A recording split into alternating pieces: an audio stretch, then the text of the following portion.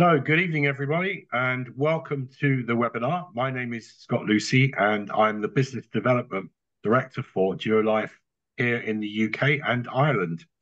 I'd like to start by giving you a brief background with regards to Duolife's association with the World Healthy Living Foundation.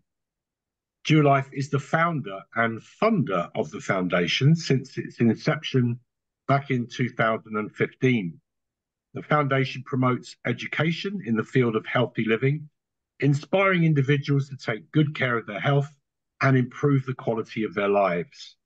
We'd love to hear from you. If you're joining us this evening and where you're from, put your name in the chat, which country you're in or city, so we can see you there. So as you can see, the foundation has been in existence for 7 years now, and with the support of our experts, the foundation communicates through a variety of educational solutions, including publications, lectures, and practical classes.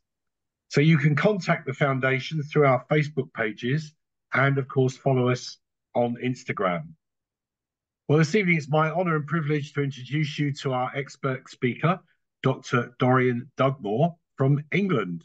And Dr. Dugmore is the founder and CEO of Wellness Academy and has a PhD in cardiovascular medicine and is recognized internationally as an expert in cardiovascular health, preventative medicine, and wellness.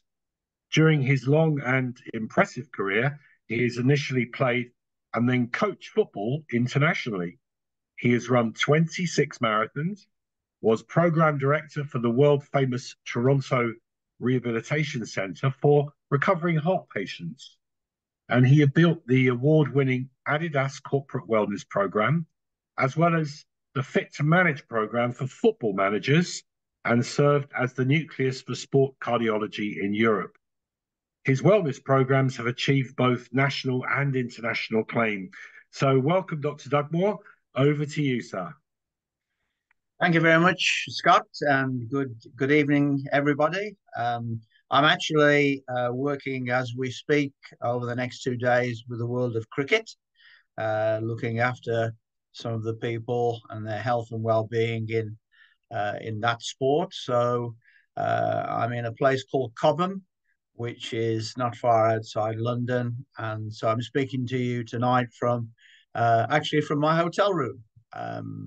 So the topic for this evening, mental health and well-being, looking at stress and mindfulness, and particularly happiness. There's a lot of research now on those areas of mindfulness and happiness, and they are very much in vogue at the moment, looking after the mental side of well-being together with the physical side of well-being. So hopefully you will enjoy the presentation this evening, and it will be thought-provoking in terms of looking after these elements of your health. So we'll move on to the first slide, and you probably saw this slide once before, and it's quite fascinating when we look at mental well-being and the brain. The brain, as you look at the slide on the left-hand side, is a 30-year-old plus brain. And on the right-hand side, the brain of a 75-year-old plus brain. And you can see the difference between the two. The young brain is much denser. Its convolutions are more tightly packed compared to the brain on the right-hand side, where there is more space between the matrix within the brain. Both brains are very functional, but the brain on the right-hand side will probably take a little bit longer to function at its peak compared to the younger, more vibrant brain. But both are very, very functional indeed. But the brain shrinks as we age. And just as a reminder, then the brain engages 2% of your body weight, but it uses a fifth or 20% of your energy. So it's a vital area for your performance, both mentally and physically. And the one thing to always remember, which I always emphasize, is that 70% plus of the brain is water.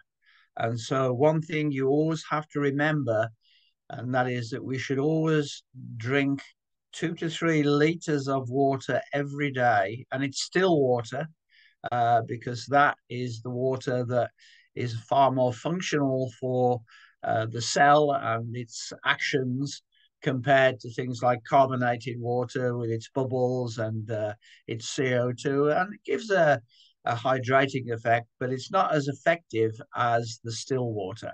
So within the brain, then, there are billions and billions of nerve cells, 86 billion nerve cells within the brain.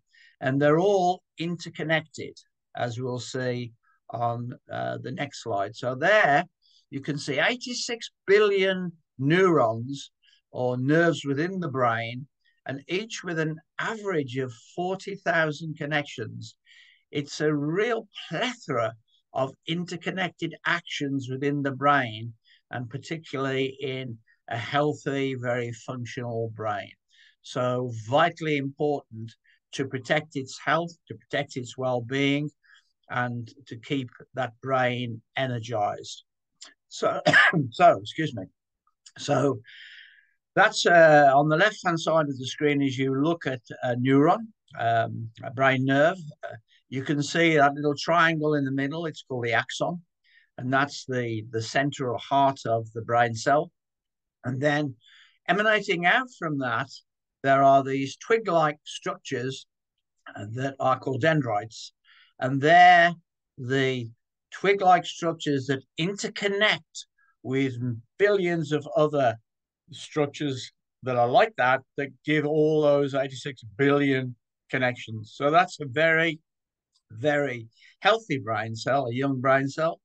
And as we age, over time, there's a slow degeneration of those dendrites that are then probably taking longer to make the interconnections that are needed for the brain to function effectively. But still, it functions effectively, but things are a little slower, take a little bit more time to react compared to a much younger neuron and brain cell. So important to realize that in terms of mental well-being and brain health.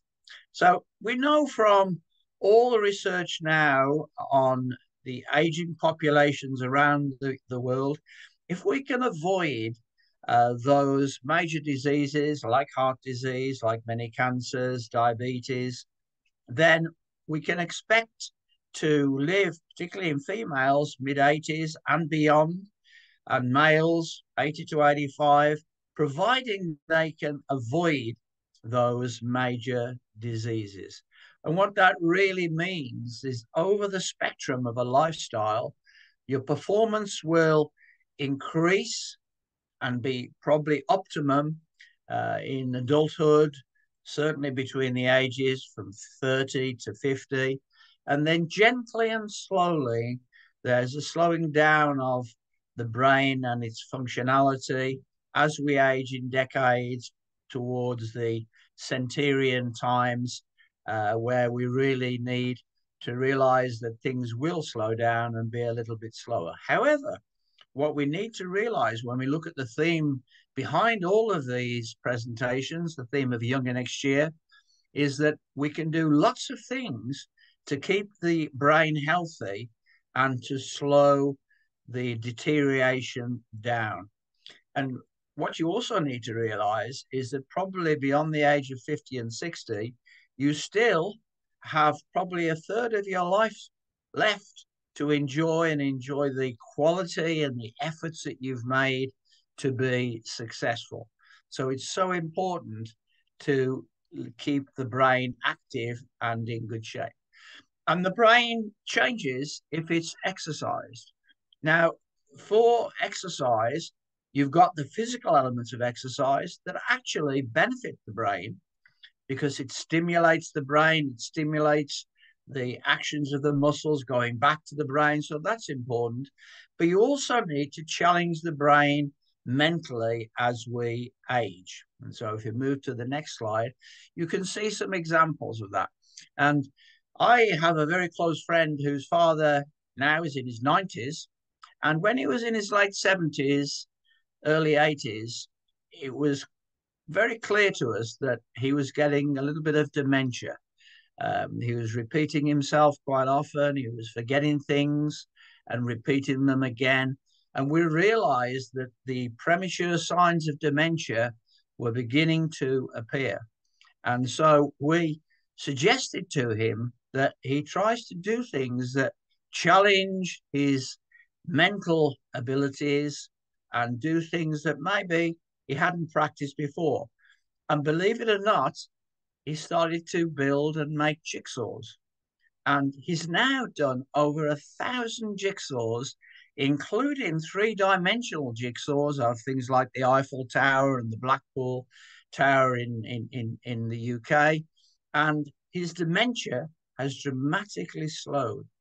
And he has become very expert at working with jigsaws. And so there are a variety of things that you can do to challenge the brain as we age that will benefit mental well-being. And one of them could be learning a new language. Very often that's the thing that we put off during our busy professional lifestyles. But then as we age over time, learning something like a new language will challenge the brain and its functionality and take it outside its normal dimension, which will help to slow the aging process. And then there's another great example there of learning a new instrument. You know, the piano, the violin, the saxophone, something that you've always wanted to do, but you've never quite had the time or inclination to do it. But as we age, taking on board new hobbies, new activities will actually test and challenge the brain and keep its functionality in good shape. So good things to do to keep your brain active. So happiness now is getting real attention in the media. You go into bookstores, you'll see loads of books that have the happiness theme. And we realize that actually the chemistry associated with happiness really benefits the brain. We looked earlier at the neurons and the nerves and the billions of connections that happen in your brain. And one of the things that really encourages those connections is a thing called the synapse. And the synapse is a reflection of the connections between the brain cells. And if we have good chemistry, then it produces that feel-good chemical called endorphins. And one of them is called serotonin. And serotonin is the brain connector. It helps those nerves to interrelate to each other, interconnect with each other, and very, very beneficial for effective brain function. And so, as we say at the bottom of that slide there, these endorphins, and one of them is serotonin. Another one is oxytocin. That's often termed the love chemical. And certainly being surrounded by people that mean a lot to you, that express their love for you, is very important in terms of supporting your happiness. But it also helps produce more endorphins in the body. So I've mentioned two of them. And so we've mentioned serotonin, the brain connector, oxytocin, the love chemical, and another one is dopamine, and that's the one that puts you on a relaxed high. And all of these sorts of things help to produce good health in the brain and are strongly associated with being happy. And you get these improved neuro connections within the brain. So that's the happiness chemistry of the brain. If then we go to the next slide, then if you look at the chromosomes, I mentioned this before, and the end of those chromosomes are called the telomeres, like the plastic bits at the end of your bootlaces. As we age, a reflection of the aging process is those telomeres start to shorten, a little bit like fraying the ends of your bootlaces. But with happiness and all those brain connectors I showed you on the previous slide, what will happen? It will delay the fraying of those telomeres and keep you feeling and living younger, healthier, and longer. And so that brain function is a big part of mindfulness and mental well-being, and delaying the fraying of those telomeres will A, help extend your life, and B, extend the functionality of your brain. So important to realize the role of happiness and those good brain connections.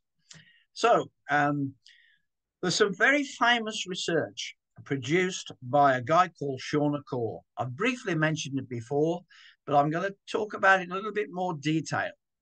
And Sean Core was a Harvard professor, and he was brought into the major financial houses and the major banks when the IT world crashed 10 or 12 years ago, and all sorts of issues occurred, and then the financial world crashed, and they brought him in to go into populations within the banks, within the big finance houses, to try and create a very positive culture.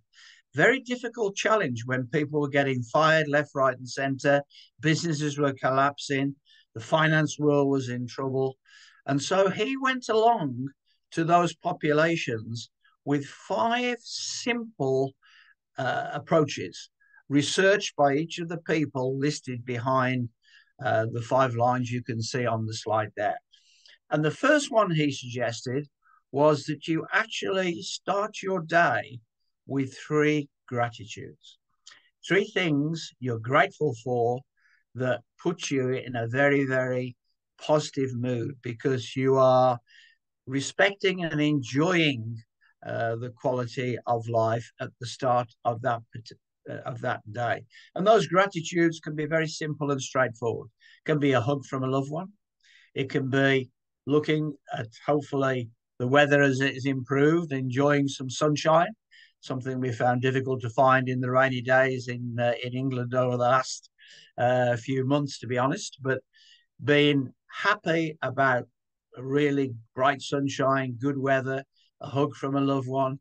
Maybe somebody says something very positive to you that puts you on a really good high because you feel respected, you feel appreciated.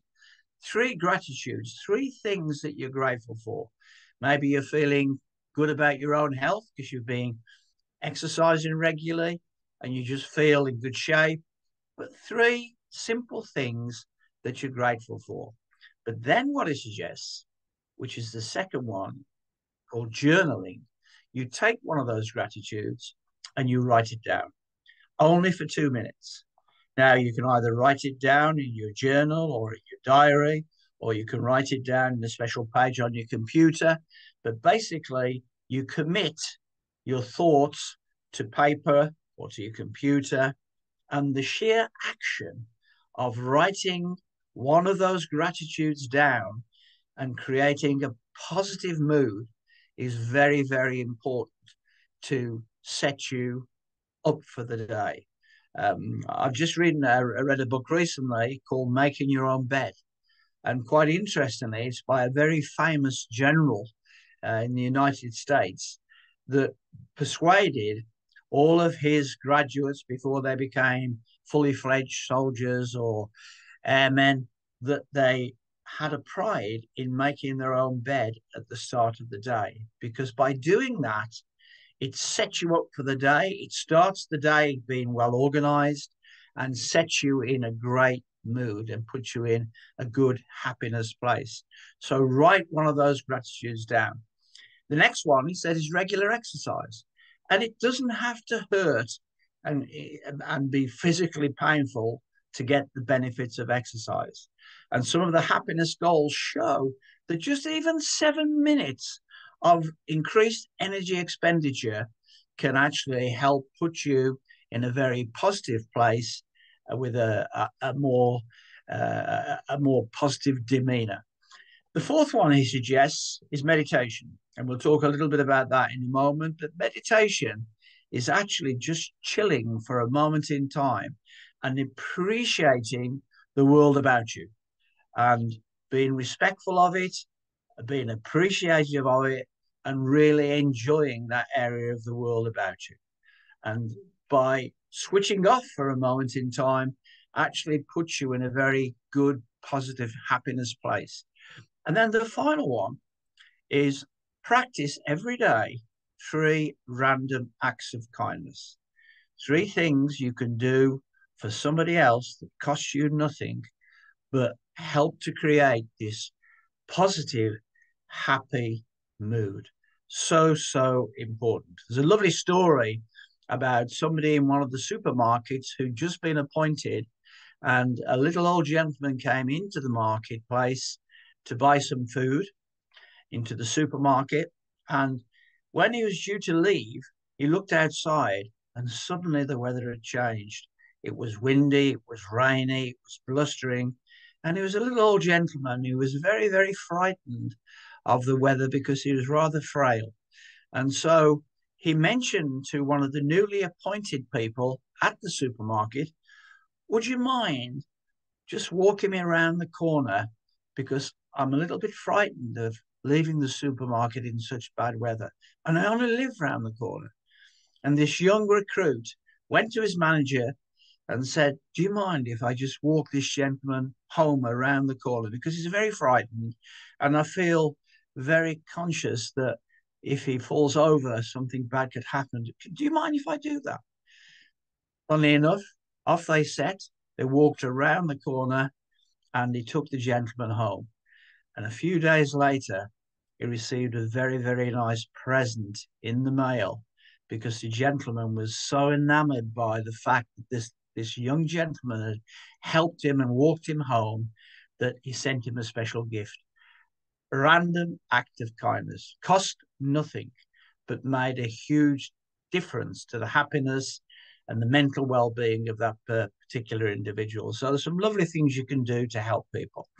Okay, if we move on, then the next slide, I think, yeah, we're looking now in more detail at the happiness factor. As I mentioned to you earlier, it's really getting a lot of attention now, and its association with good health, both physically and mentally. And one of the things I like to use when I look at the happiness factor is the 4 ages of happiness as we go through from childhood to maturity and senior citizenship. And if I said to you, what do you associate with each of those 4 quadrants as people go through the age-range continuum? What sort of things hit you straight away? And which are the happiest quadrants? And I'll show you what the international research says in a moment. But think about childhood. What is childhood? What characteristics do you associate with childhood? Things like experimentation. It's an age of exploration. It's an age of discovery.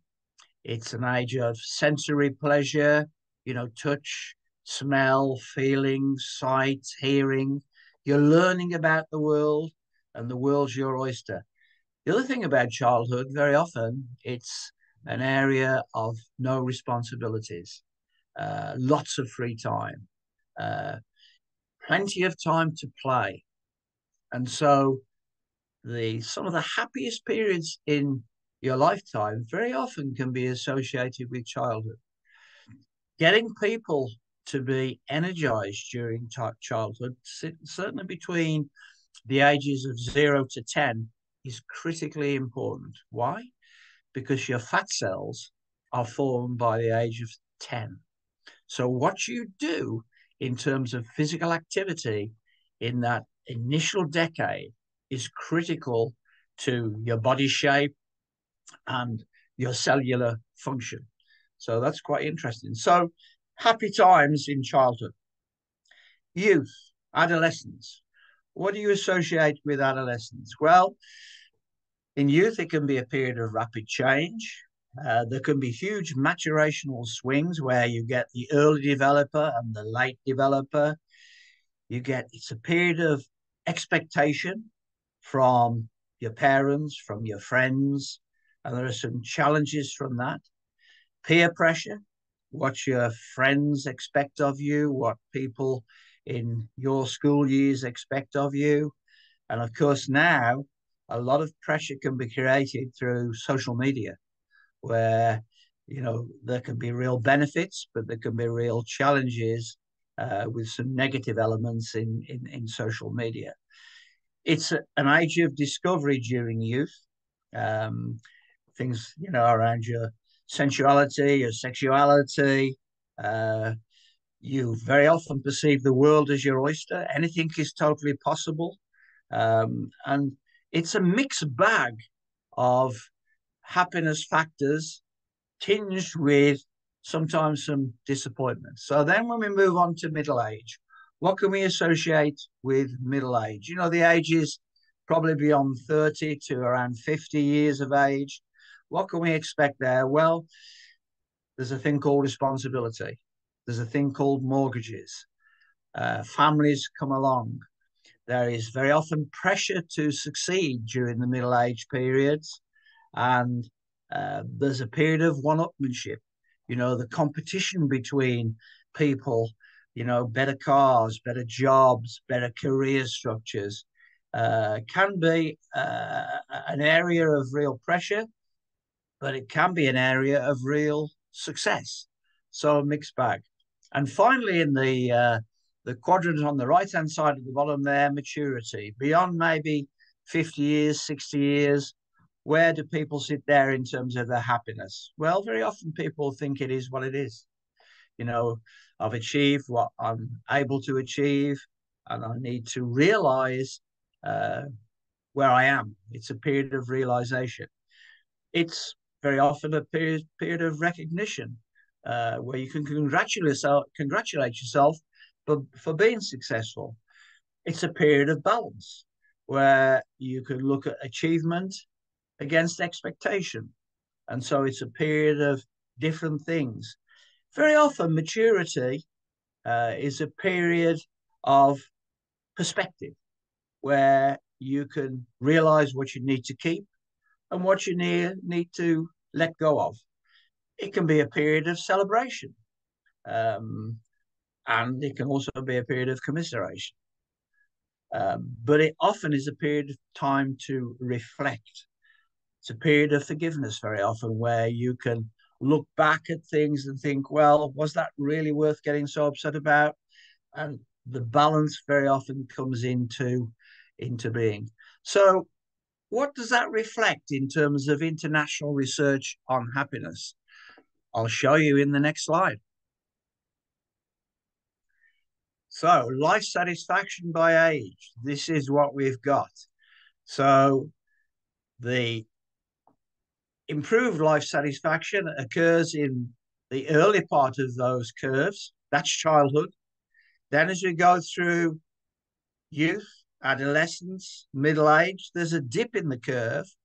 And then as we go beyond those years of 50 to 60 and upwards, then there's an increase in life satisfaction and happiness.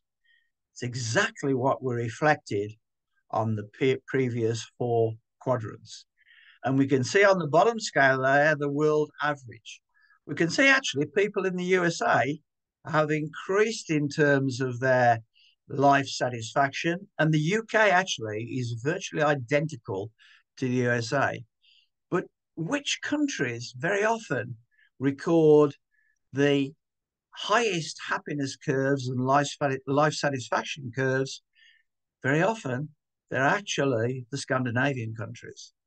Denmark, Sweden, Finland, Norway are all up there. Why is that? Well, a lot of that's to do with their social structure, and the way in which they're looked after. You can put up there as well places like Japan, who are traditionally very well respected for looking after longitudinally their families. So isn't that interesting when we look at that happiness curve, which reflects what we saw earlier in those four quadrants, which is quite fascinating. So, some ways to be happy. Well, meditating, we've talked about. Switching off helps you to rewrite your thoughts and things going through your brain. Planning a trip, you don't necessarily have to take it, but the sheer excitement and positivity when you plan a trip can really make a positive impact on your happiness. And I very often talk to Scott, who introduced me this evening, and he very often talks about how he plans his trips around what he's doing with Dual Life and what he's done previously in his career. And the smiles and the pleasure that comes in his face when he explains the benefit of those trips is a really positive impact on your happiness. Spending time with family and friends, the people that actually share and love you, very important. And I'll give you a great example of that in a moment. Sometimes moving close to work, reducing travel times so that you can spend more time maybe enjoying some of the things you do beyond work. Going outside, getting vitamin D, really having that powerful impact of that vitamin that puts you in a good place in terms of cellular function. Smiling is important. You know, I heard a lovely statement the other day that smiling is an instant vacation. And when people smile, very often they take that positivity along with them and create a positive environment around them. Sleep. We talked about sleep on my previous webinar. Sleep is vitally important, and getting 5 or 6 of those key elements of sleep to let your body and your cells repair and recover. Practicing gratitude, you already mentioned, so important. Helping other people, a sense of community, giving something to other people that can really have a positive impact on your own happiness. And I mentioned before, at least doing 7 minutes of fresh exercise, getting up from your desk on top of maybe your planned exercise is so important rather than sitting behind your computer all day. So some happy practices that can make you create more positive happiness in your life. Okay, if we move on to our next slide. Quite interesting. Certainly being loved and respected and being close to people that mean a lot to you is critical in terms of improving your happiness, because it improves your immune function. You produce more of the things I talked about earlier: serotonin, oxytocin, dopamine, DHEA, the anti-aging chemical in your body. And if you compare people who, for example, we did a major study looking at people in hospital, and we found that people that had lots of visitors and positivity around their bedside, they got discharged much more quickly than people that never had a visitor. Their immune function wasn't as good, and it was dramatically reduced, and their stay in hospital was much longer. What a great reflection of happiness and the love and affection that surrounds people that mean a lot to you. And it's so important for your positivity and your health and well-being. So as we move on, what's the contrast? Well, if people are very anxious and can get very angry, almost hostile, there's strong research that suggests the higher your anger scores, then you are 2 to 3 times more likely to have a heart attack. And that's classic research from Harvard Medical School. So the chemistry associated with anger is the chemistry of stress, the chemistry of adrenaline, of cortisol, of interleukin-6, all those chemicals we talked about earlier that can have a real negative impact on your health. And this is another interesting piece of research from Harvard Medical School, where they looked at 1,600 heart attack victims that were interviewed to check their anger levels right before the event of having a heart problem. And the result of that research showed that anger more than doubles the likelihood of a heart attack. The two little villains are those two little purple blobs on top of the kidneys called the suprarenal glands that get fired up to create the anger chemistry of adrenaline and cortisol in your body. So chilling out and doing the things we talked about earlier, so important. Next slide is really interesting because if you feel angry and you want to promote a more positive feeling, some recent research from Nagoya University in Japan actually asked participants who are angry to write down their angry reactions on paper and then throw them away. And that method helped to eliminate angry feelings almost entirely.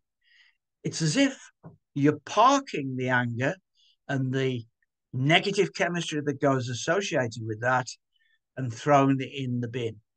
What a great idea and a great practice. And I took when we talked about sleep earlier, we talked about doing a brain dump before you went to bed. So any of your worries, any of your challenges, any of your issues, you wrote on a piece of paper and put it away from the bed on the bedside, almost as if you're parking your problems. Similar approach to feeling angry. And I thought that was quite fascinating. It's just been published, looking at a way of dealing with anger and helping to neutralize it. So that is another important one. And then some other suggestions to promote your happiness and to promote your feeling good. And one of them is to be inspired, to be in awe of things around you. It's a happiness booster. It can actually activate the body's resting scenario, put the good endorphins into your body, even into your digestive system. And practicing awe is a great approach to take. And that just means being respectful and being energized and being moved by things around you. And to get the best out of that, what can you do? Well, put your phone down. We're so married to our phones that just getting out in the fresh air, leaving your phone behind you, and just enjoying the environment is so important. So get outside. Read biographies of people that have inspired or just made you feel good about there are great people in the world and their stories. That will really lift you up. And remember that, you know, we're not here for forever. And so respecting how short life potentially is and maximizing every single day is, again, a very positive thing to do. Joining a crowd. I'm always fascinated by things like Glastonbury, where people have this great synergy of getting together and sharing the company of others, which is inspirational, and almost in awe of all of those sorts of things as they happen. Okay, next slide.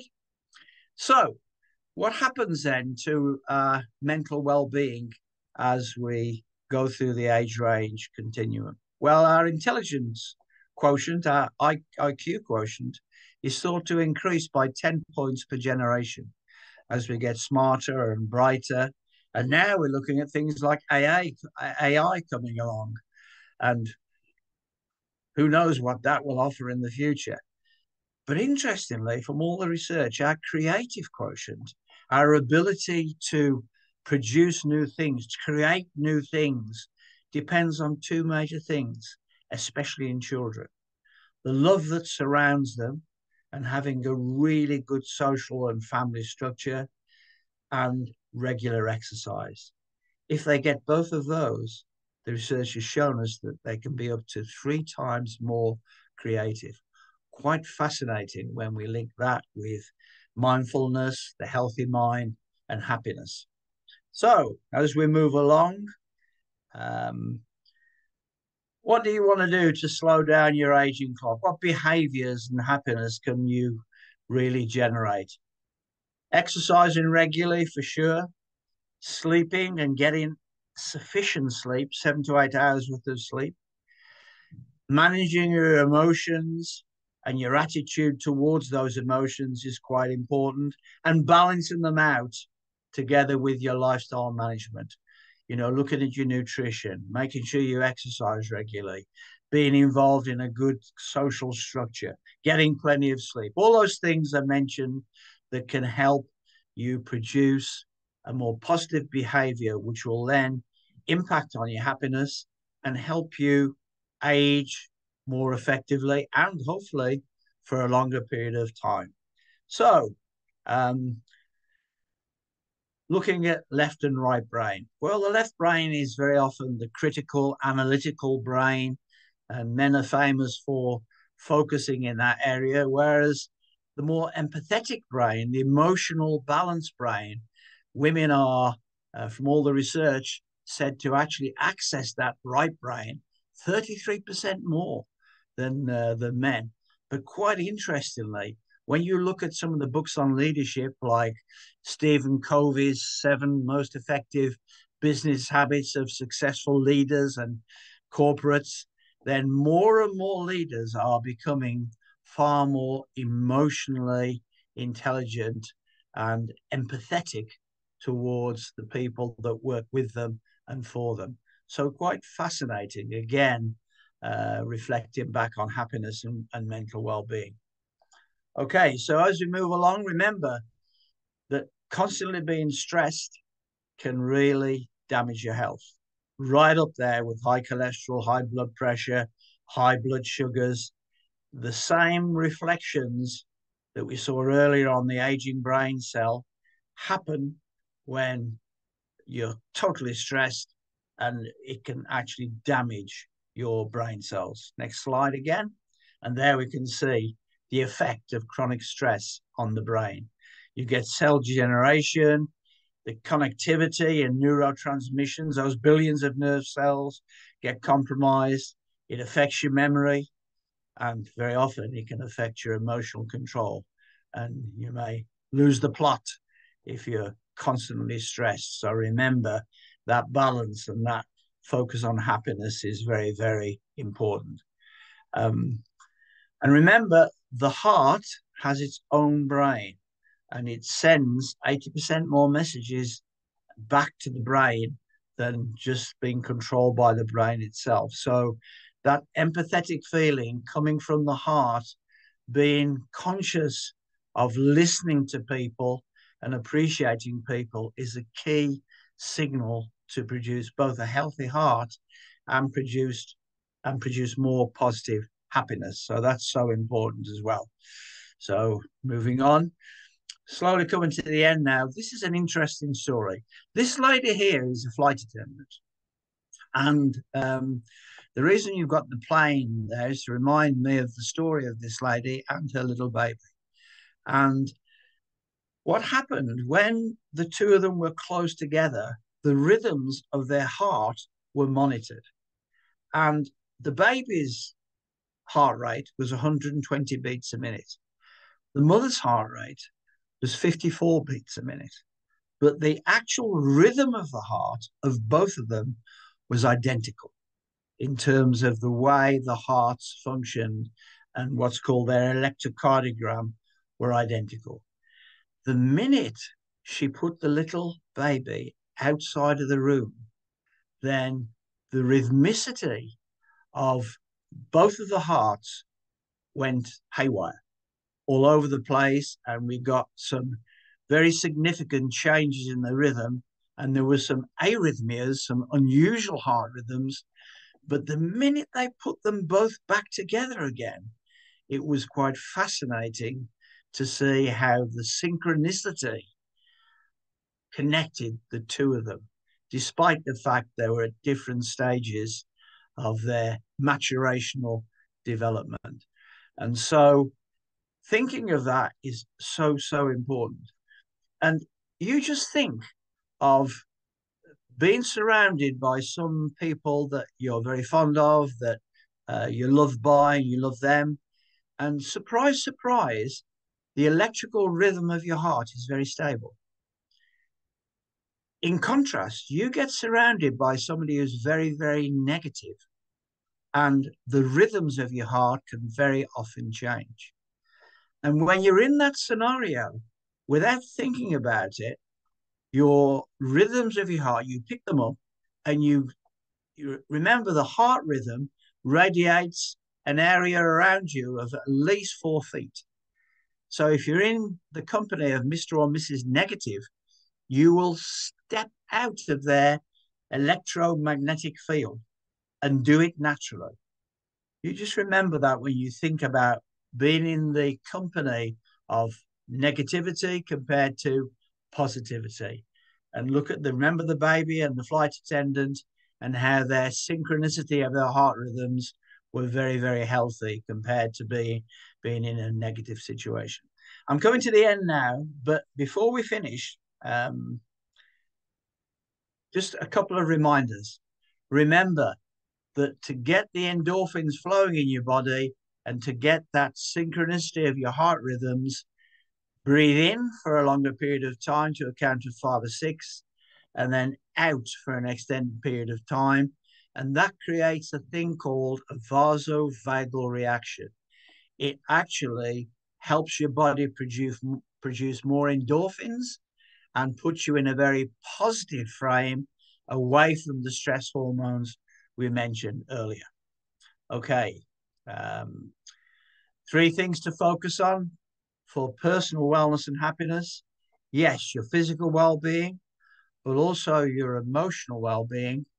And thirdly, your spiritual well-being. Now, that doesn't mean religion. What it means is doing something for yourself outside of family and work. Could be a hobby. It could be an activity that you just love and you very often don't spend the time to do. But actually working on yourself is as important as the other people in your life and your career. And that's just to remind me to tell you that, which is so, so important. So moving on to the next slide, before we start this film, if you think you can't do it, just watch this slide, because when you think of the challenges you have and the things you've got to do, and maybe sometimes your happiness is compromised, just watch this slide, which is quite amazing. It's called No Arms, No Legs. And every time I watch it, it inspires me to appreciate all the good things I have in life. So if you can run the film.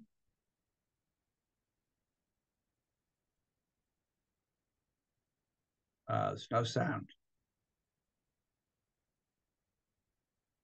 It's a shame because for some reason the sound is missing. Maybe we can try that again.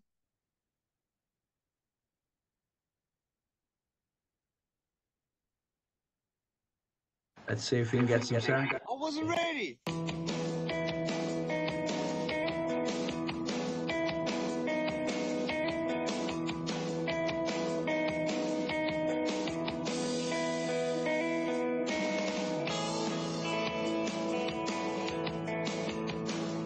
I have no arms and no legs, but I'm very thankful that I have my little chicken drumstick here. People freak out when they see me for the first time. It's so cool. I was at a water slide all by myself. Everyone obviously at the bottom of the slide is looking up and waiting for other people to come down, and here I come and they're freaking out. They're like, you know, like this. And I was so tempted to look at myself and go, what happened? You know? And there were times where I sort of looked at my life and thinking, well, I can't do this and I can't do that. And you keep on concentrating on the things that you wish you had or the things that you wish you didn't have. And you sort of forget what you do have. And there's no point, I believe, in my life where I wish I had arms, legs, I wish I had arms, legs, I wish I had arms, legs, because wishing won't help. But what I've seen in life are just a couple key principles. And the first thing that I've seen is to be thankful. It's hard to be thankful, man. I tell you, when I was 8 years old, I sort of summed up my life and thought, I'm never going to get married. I'm not going to have a job. I'm not going to have a life of purpose. What kind of a husband am I going to be if I can't even hold my wife's hand? It's a lie to think that you're not good enough. It's a lie to think that you're not worth anything.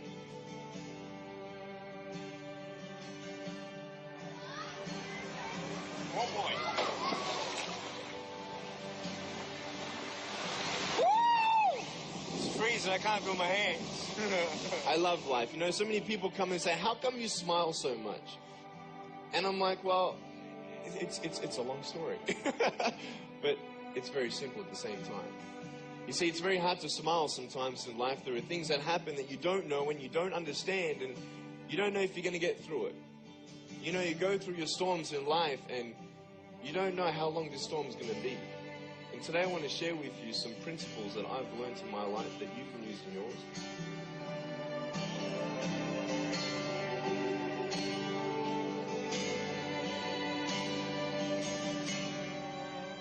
Being patient is beautiful. I tell you, it's the hardest thing.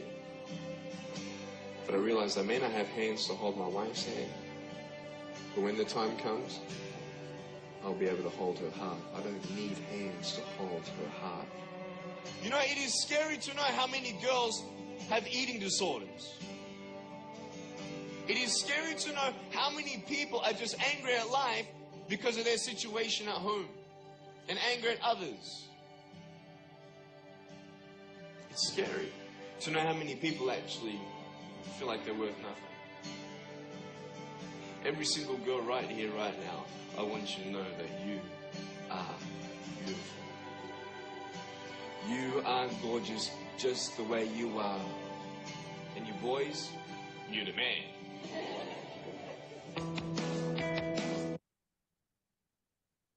Well, hopefully you've been really inspired by that film.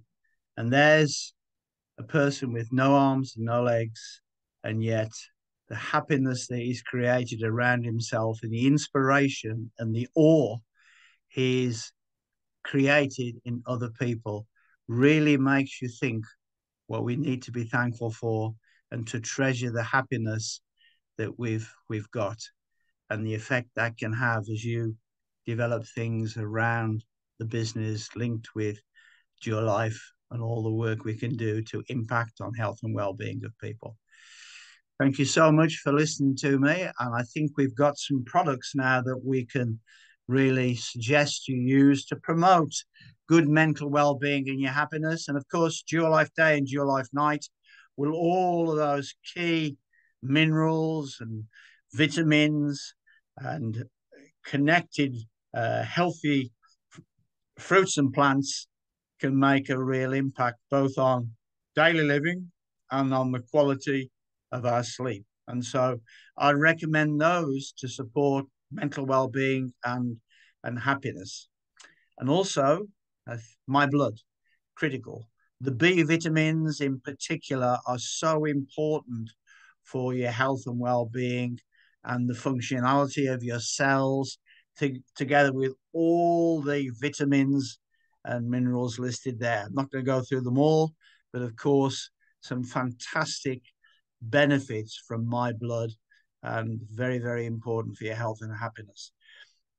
Your outward appearance and the condition of your skin, your muscles, your connective tissue in your body can be so well enhanced by collagen.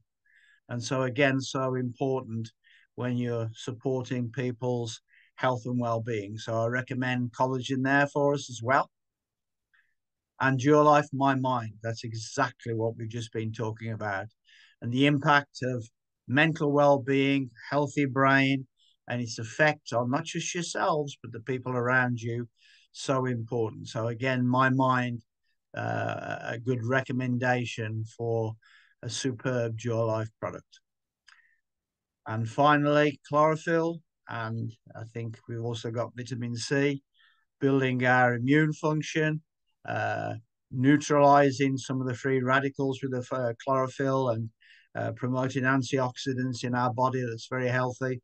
All those things will support the concept of the work we've been talking about today on happiness, well-being, and mental health in particular, and mindfulness. So I hope you've enjoyed what we've had to say today. I hope it's inspired you. And thank you so much for listening to me.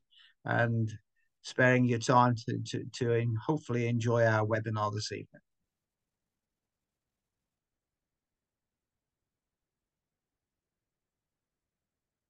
There we go. So, Dr. Dugmore, what a spectacular lecture this evening. I mean, really, really encouraging, particularly about Nick Wojcik. I mean, I've followed his example for and lots of videos on him and what he's done. He's actually now he's married with a kiddie. You know, I mean, he's completely changed his life.